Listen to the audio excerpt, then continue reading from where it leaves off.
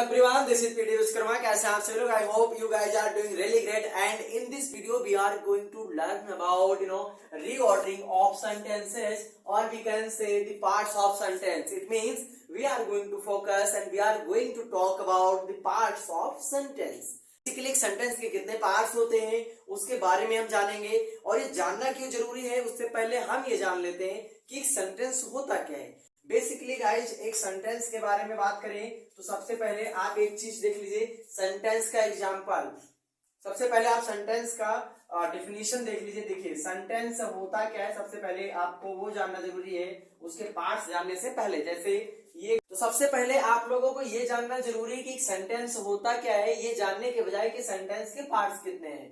तो बच्चों अगर मैं आप लोगों से बात करूं कि सेंटेंस होता क्या है, तो उससे पहले देखिए ये group of words which makes a complete sense is called a sentence,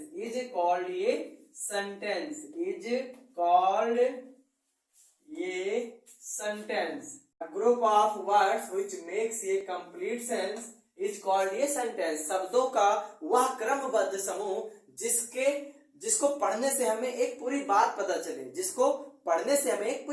पता चले, जो मैसेज डिलीवर किया गया है हमें वो मैसेज कन्वे हो सके, वही सेंटेंस कहलाता है। इसके अलावा जो भी होगा वो सेंटेंस नहीं कहलाएगा। यानी जो सेंटेंस होगा आपका उसका एक क्रमबद्ध समूह होगा, वो एक ऑर्डर में होगा और वो एक मैसेज कन्वे करेगा। उसके अलावा कुछ भी सेंटेंस नहीं होगा।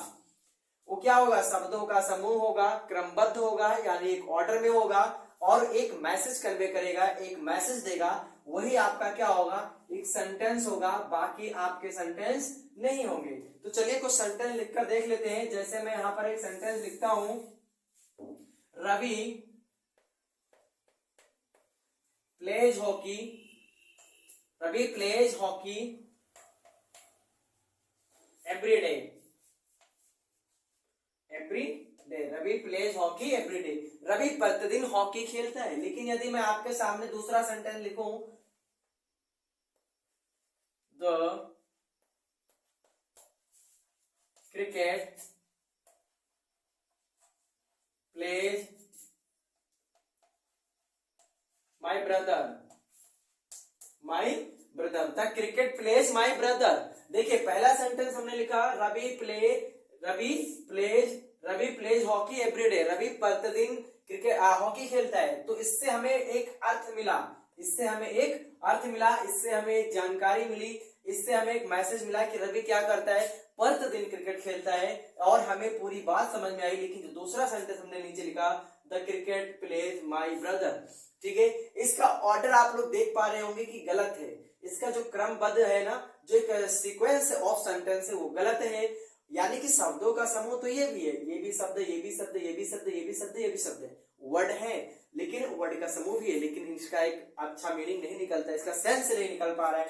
इस वजह से हम कहेंगे कि ये सेंटेंस नहीं है। ठीक है, ये आप लोगों ने जान लिया। अब आप मुझे बताइए एक चीज कि क्या आप लोग पूरा A to Z पढ़े हैं? आप कहेंगे यस सर पढ़े हैं। अब मैं आपसे पूछूं कि क्या आपने लेटर पढ़ा है? आप कहेंगे जी सर लेटर पढ़ा है। लेटर 26 होते हैं। चलिए ठीक है, लेटर 26 होते हैं, आपने पढ़ लिया। लेकिन आप मुझे बताइए इन लेटर के समूह को क्या कहते हैं? जैसे मैंने यहाँ पर जैसे लेटर 26 हो गए, इन्हीं 26 में A to Z क्या है? ये एक लेटर है, Z एक लेटर है, ये सारे लेटर है कि नहीं है? तो इन्हीं लेटर्स के ग्रुप को, जैसे यह एक लेटर है, इसमें ई लगा दिया तो ये एक वर्ड बन गया। इसका एक कंबाइंड एक इसका प्रॉपर मीनिंग निकलता है ना, ये वर्ड बन गया। इसका एक प्रॉपर मीनिंग क्या निकलता है? वह निकलता है। क्या निकलता है? वह। ठीक है, तो ये हमें मीनिंग दे रहा है, इसलिए इसका क्या है? ये एक प्रॉपर वर्ड है, ये एक प्रॉपर शब्द है। उसी प्रकार से हम क्या करते हैं? लेटर को मिला करके शब्द बनाते हैं, यानी वर्ड बनाते हैं, और वर्ड के समूह को हम क्या कहते हैं? सेंटेंस कहते हैं। ठीक है, प्रॉपर ऑर्डर में रख के एक क्रमबद्ध तरीके से जिसका एक पूरा अर्थ निकलता हो। आशा करता हूं इतनी बात समझ में आई होगी। अब आगे बढ़े तो आगे हम लोग जानते हैं कि एक सेंटेंस के पार्ट्स कितने होते हैं। इधर देख लेते हैं। जैसे मैंने यहाँ पर लिखा एक पार्ट्स ऑफ सेंटेंस। क्या लिखा मैंने? Parts of sentence. ठीक है, ये आप लोग देख पा रहे हो, यही लिख रखा है मैंने, पार्ट्स ऑफ सेंटेंस। तो एक तो आपका पार्ट्स में क्या होता है? सब्जेक्ट होता है।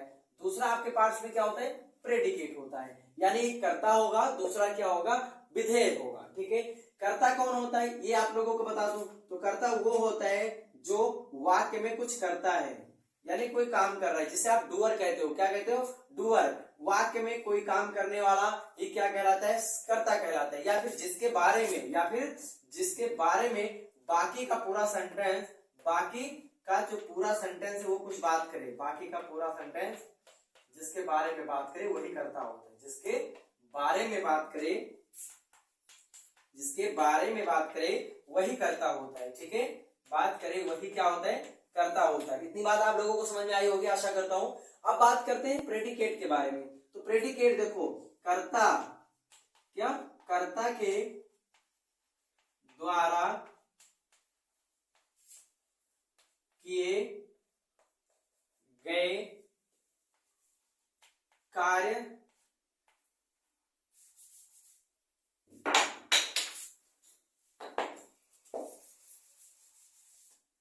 देखो अब बात करते हैं प्रेडिकेट का। प्रेडिकेट के बारे में बात करें बच्चों तो कर्ता को छोड़कर बाकी वाक्य का पूरा पार्ट, प्रेडिकेट होता है। वाक्य का पूरा पार्ट क्या कहलाता है? प्रेडिकेट कहलाता है। किसको छोड़कर? कर्ता को छोड़कर पूरा पार्ट क्या कहलाता है? प्रेडिकेट कहलाता है। इतनी बात मैं आशा करता हूं कि आप लोगों को समझ में आई होगी। ठीक है, अब यहाँ पर कुछ एग्जाम्पल मैंने लिख रखे हैं, देख लेते हैं। जैसे ही इज, ये डॉक्टर। ठीक है, तो यहाँ पर ही हमारा क्या है? जैसा मैंने आपको बताया कि काम करने वाला क्या होगा, या काम करने वाला या जिसके बारे में पूरा सेंटेंस बात करेगा वो हमारा कर्ता होगा। तो इसमें वह डॉक्टर है, वह कोई काम नहीं कर रहा है, लेकिन बताया जा रहा है कि वह क्या है? डॉक्टर है। कर्ता को फाइंड आउट करने के लिए सबसे बढ़िया ट्रिक आप हु का प्रयोग करें, हु का क्वेश्चन करें। हु इज ये डॉक्टर, तो हमें क्या आंसर मिलेगा? ही इज ये डॉक्टर, तो हमारा कर्ता मिल गया। अब इस कर्ता के बारे में एक चीज और, ये डॉक्टर, इज ये डॉक्टर, कौन? हु। दो प्रश्न किए हमने, तो ये पूरा वाक्य इसके बारे में बात कर रहा है कि ही क्या है? एक डॉक्टर है, इसलिए ये हमारा सब्जेक्ट है। और बाकी का पूरा पार्ट इज से लेकर ये वर्ब से लेकर यहाँ तक ये पूरा कॉम्प्लीमेंट का जो पार्ट है ये क्या बन जाता है? ये बन जाता है आपका पूरा प्रेडिकेट।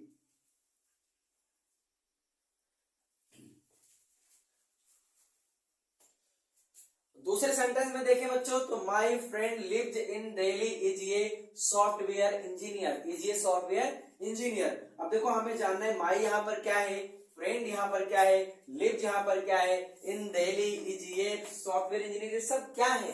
ये सब सेंटेंस के पार्ट से बच्चों। जैसे माय फ्रेंड यहाँ तक का जो आपका पार्ट है ये आपका पार्ट है किसका? सब्जेक्ट का।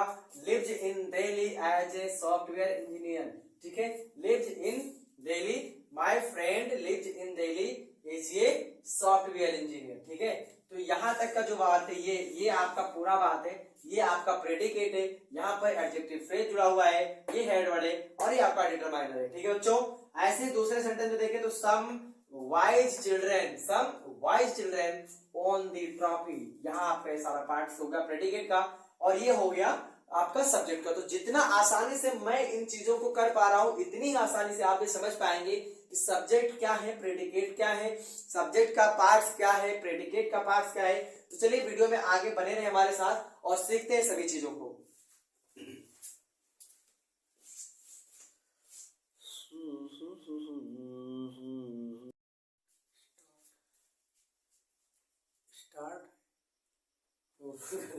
तो चलिए बात करते हैं पार्ट्स ऑफ सब्जेक्ट की, जो कि हमने देखे पार्ट्स ऑफ सब्जेक्ट में आपको क्या क्या मिलेगा? क्वालिफायर मिलेगा। पार्ट्स ऑफ सब्जेक्ट में आपको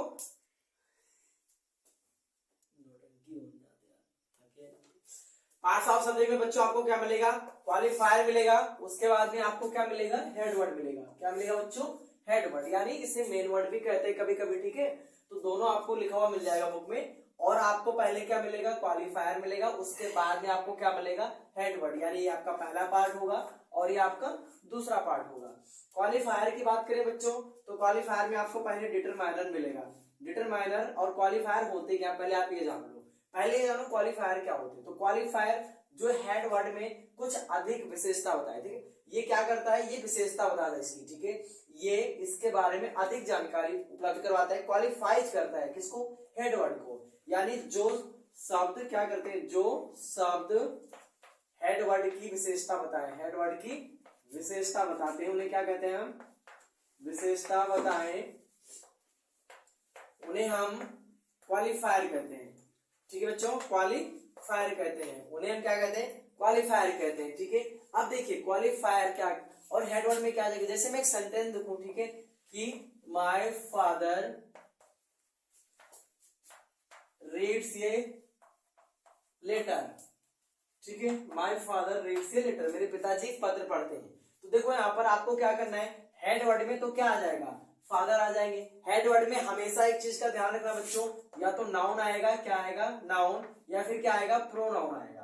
क्या आएगा, प्रोनाउन आएगा। ठीक है, या तो नाउन आएगा बच्चों या प्रोनाउन आएगा। ठीक है, तो यहाँ पे फादर शब्द क्या है, ये आपका नाउन है, तो हमें तुरंत पता चल गया कि फादर क्या नाउन है। अब ये इसकी विशेषता कौन बता रहा है, ये जो माई शब्द आगे लगा हुआ है, क्या लगा हुआ है, ये माई शब्द लगा हुआ है, ये इसकी विशेषता बता रहा है कि पिताजी पत्र पढ़ते हैं। लेकिन किसके पिताजी, तो ये माई शब्द विशेषता क्या बता रहा है कि मेरे पिताजी। ठीक है, तो यहाँ पर ये जो है ना, ये आपका क्वालिफायर है, इस शब्द को ये क्या कर रहा है, क्वालिफाइज कर रहा है। यहाँ तक की जानकारी आप लोगों को आशा करता हूँ बहुत अच्छे से समझ में आएगी। अब बात करते हैं क्वालिफायर। तो क्वालिफायर के कितने पार्ट्स होते हैं बच्चों, क्वालिफायर के 3 पार्ट्स होते हैं मेनली। ठीक है, पहला डिटरमाइनर, दूसरा एडजेक्टिव, तीसरा एडजेक्टिव फ्रेज। ये 3 पार्ट होते हैं क्वालिफायर के, ये तीनों मिलके क्या करते हैं, क्वालिफाइज करते हैं। पहले आपका क्या आएगा, डिटरमाइनर आएगा, उसके बाद में क्या आएगा, एडजेक्टिव आएगा, उसके बाद में क्या आएगा, आपका आएगा हेल्प, उसके बाद में आपका आएगा हेडवर्ड आएगा। क्या आएगा, हेडवर्ड आएगा ये। ठीक है, उसके बाद में आपका आएगा एडजेक्टिव फ्रेज। लेकिन ये एडजेक्टिव फ्रेज जो यहाँ पे लगा होगा, इसका मतलब होता है वाक्यांश, यानी वाक्य का एक पार्ट। और ये किसको करेगा, ये इसी जो यहाँ पे हेडवर्ड में नाउन या प्रोनाउन होगा, इसी को ये मोटिवाइज करेगा, इसी के बारे में अधिक जानकारी देगा। ऐसा नहीं कि इधर लिखा हो तो ये उसके बाद में देगा जानकारी। ये जो आपके ये जो आपका पूरा स्ट्रक्चर बना हुआ है, डिटरमाइनर, एडजेक्टिव, एडजेक्टिव फ्रेज, या फिर ये जो आपका मैंने यहाँ पर बनाया डिटरमाइनर, एडजेक्टिव, या फिर आपका हेडवर्ड, या फिर आपका उसके बाद में क्या है, एडजेक्टिव फ्रेज, ये सारा किसका पार्ट होता है, ये सब्जेक्ट का पार्ट होता है। प्रेडिकेट का जो पार्ट है वो बाद का पार्ट होता है। ठीक है बच्चों, तो यहाँ पर जैसे आपके बुक में एक टेबल दिया होगा, टेबल 1। तो टेबल 1 की बात करते हैं, तो यहाँ पर देखिए जैसे मैंने बना रखा है कि सब्जेक्ट क्या है, प्रेडिकेट क्या है। एक छोटा सा सेंटेंस मैंने लिखा है, मोहन रन्स। ठीक है, सीमा स्लीप्स, आई लाफ, मैं हंसता हूँ, सीमा सोती है, मोहन दौड़ता है। देखो इसमें क्या होता है कि मैं कभी कभार आपको, ठीक है, एक ही सेंटेंस, कभी कभार आपको सब्जेक्ट में भी एक वर्ड और प्रेडिकेट में भी एक वर्ड मिल जाएगा। ठीक है, कभी कभार क्या होगा, इसके 3 पार्ट मिलेंगे, 4 पार्ट, इसके भी आपको 3-4 पार्ट मिलेंगे। ठीक है बच्चों, तो पहला टेबल आपको समझ में आया, मोहन रन्स। तो आपका जो ये है, यही आपका हेडवर्ड है। सब्जेक्ट में आपका क्या है, हेडवर्ड है, प्रेडिकेट में क्या है, वर्ब ही है। ठीक है, मोहन रन्स, सीमा स्लीव्स, आई लाफ। तो यहां तक आपको समझ में आया होगा कि ये सिंगल वर्ड सब्जेक्ट में, सिंगल वर्ड आपका प्रेडिकेट में, और ये दोनों मिलके क्या कर रहे हैं, सब्जेक्ट प्रेडिकेट का पार्ट बना रहे हैं। दूसरे टेबल की बात करें बच्चों, तो इसमें क्वालिफायर मैंने ऐड किया है। जैसे आपको यहाँ पर ये दिखाई दे रहा होगा, एंड दिखाई दे रहा होगा, द दिखाई दे रहा होगा, सम। तो ये सारे के सारे क्या है, ये एंड तो आपके आर्टिकल है, और सम यहाँ पर क्या है, ये आपका प्रोनाउन है। ठीक है, तो एक प्रकार से जो सम है और ये सब मिलके क्या कर रहे हैं, इधर जो हेडवर्ड लिखा हुआ है, बॉय, एलिफेंट, सन या बॉयज, इनको ये क्या कर रहे हैं, इनके बारे में अधिक जानकारी उपलब्ध करवा रहे हैं, उनकी विशेषता बता रहे हैं। इस वजह से ये क्या है, क्वालिफायर कहलाते हैं। इस वजह से ये क्वालिफायर कहलाते हैं, क्योंकि ये क्या कर रहे हैं, नाउन या प्रोनाउन की ये क्वालिटी बता रहे हैं, क्वालिफाइज कर रहे हैं उनको कुछ। और ये आपका बाकी रन्स, मूव्स, साइंस, प्ले, ये आपका किसका पार्ट हो गया, प्रेडिकेट का पार्ट हो गया बच्चों। यहाँ तक आशा करता हूँ बहुत अच्छे से समझ में आया होगा। बाकी एक चीज मैं आप लोगों को और बता दूं कि डिटरमाइनर भी सेम काम करते हैं, किसको, आपका जो हेडवर्ड होता है उसको क्वालिफाई करने का, और एडजेक्टिव भी आपका क्या करता है, हेडवर्ड को क्वालिफाई करता है। एडजेक्टिव फ्रेज भी क्या करता है, इसी हेडवर्ड के बारे में अधिक विशेषता बताता है, अधिक जानकारी उपलब्ध करवाता है। आशा करता हूँ यहाँ तक की बात आप लोगों को समझ में आई होगी। अभी हम एक और 2-4 टेबल बताकर समझ लेते हैं थोड़ा सा।